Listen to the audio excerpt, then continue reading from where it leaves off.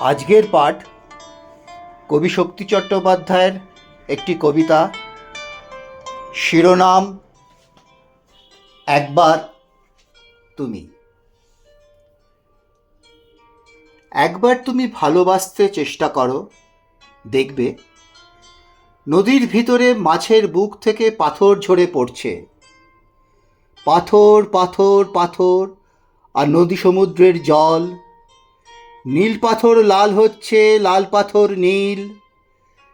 একবার তুমি ভালোবাসতে চেষ্টা করো, বুকের ভেতর কিছু পাথর থাকা ভালো। ধ্বনি দিলে প্রতিধ্বনি পাওয়া যায়। সমস্ত পায়ে হাঁটা পথ যখন পিচ্ছিল, তখন ওই পাথরের পাল একের পর এক বিছিয়ে, যেন কবিতার নগ্ন ব্যবহার, যেন ঢেউ, যেন কুমোরটুলির সালমাচুমকি জরিমাখা প্রতিমা। বহুদূর হেমন্তের পাশুটে নক্ষত্রের দরজা পর্যন্ত দেখে আসতে পারি। বুকের ভেতরে কিছু পাথর থাকা ভালো।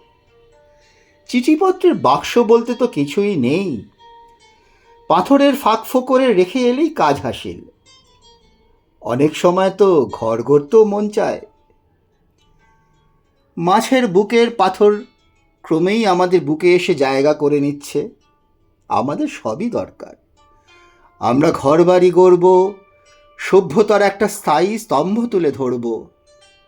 রূপলি মাছ পাথর ঝরাতে ঝরাতে চলে গেলে একবার তুমি ভালোবাসতে চেষ্টা করো।